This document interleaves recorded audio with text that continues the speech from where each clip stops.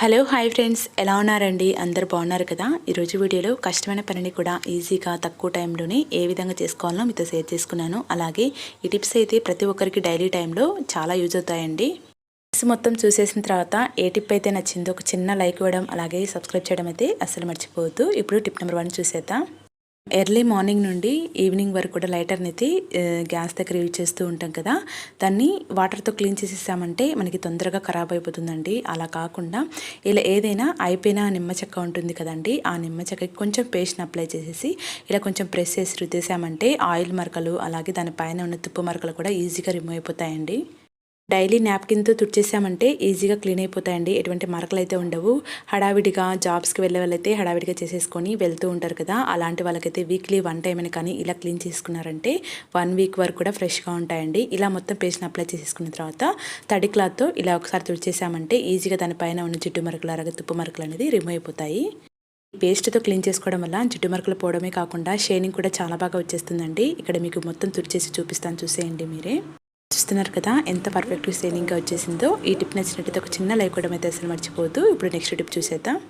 ఫ్రిడ్జ్లో ఎప్పుడైనా bad smell వస్తున్నప్పుడు ఇలా అయితే ఒకసారి ట్రై చేసి చూడండి. మన నాన్ వెజ్ కానీ లేకపోతే కొంచెం దోసపిండి పులిసిపోయినా కానీ కొంచెం స్మెల్ అయితే వస్తుంది. ఆ టైంలో ఇలా నిమ్మకాయని హాఫ్గా కట్ చేసుకొని దానిపైన కొంచెం సాల్ట్ని అయితే వేసేసుకోవాలి.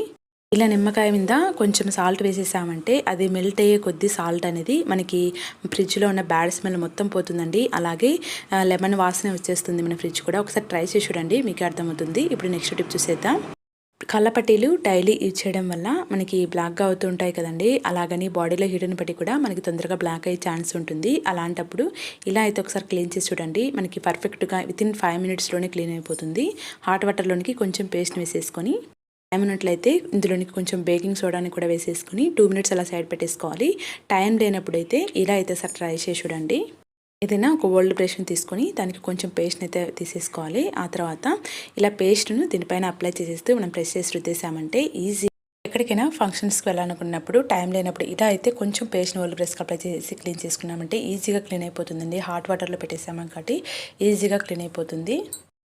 అందులో ఉన్న డస్ట్ మొత్తం ఎంత పర్ఫెక్ట్గా మనకి బయటకు వచ్చేసిందో. తర్వాత ఈ వాటర్ని పడేసేసి మీకు క్లీన్ చేసి చూపిస్తున్నాను, చూసేయండి.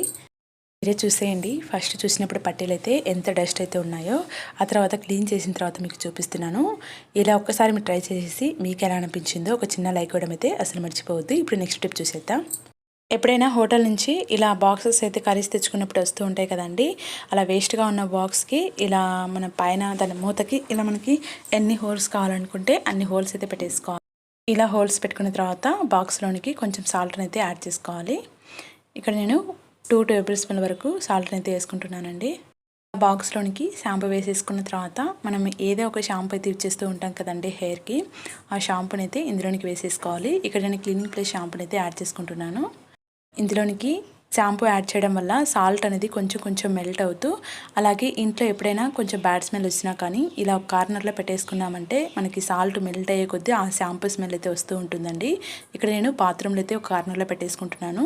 సో యూజ్ అవుతుంది అనుకుంటే తప్పకుండా ట్రై చేసి చూడండి ఈ టిప్ అయితే. అలాగే ఈ టిప్స్లో ఏ టిప్ నచ్చినా కానీ ఒక చిన్న లైక్ ఇవ్వడం అలాగే సబ్స్క్రైబ్ చేయడం అయితే అస్సలు మర్చిపోవద్దండి. ఇప్పుడు నెక్స్ట్ టిప్ చూసేద్దాం. వెల్లుల్లి అయితే కొంచెం పచ్చిగా ఉండడం వల్ల మనకి వలవడానికి కొంచెం టైం అయితే పడుతుందండి. అలాగే గోర్లలో కూడా మంట వస్తుంది కదా, అప్పటికప్పటికి వెల్లుల్లి కావాలంటే ఇలా వెల్లుల్లిపాయను ఈ విధంగా విడదీసేసుకొని ఒక ప్యాన్లో కానీ ఇలా వేసేసుకున్నామంటే కొంచెం డ్రై అయిపోతుంది. ఆ తర్వాత మనం వీటిని ఒలిచేసుకున్నామంటే చాలా ఈజీగా దానిపైన ఉన్న పొట్టు అయితే వచ్చేస్తుందండి.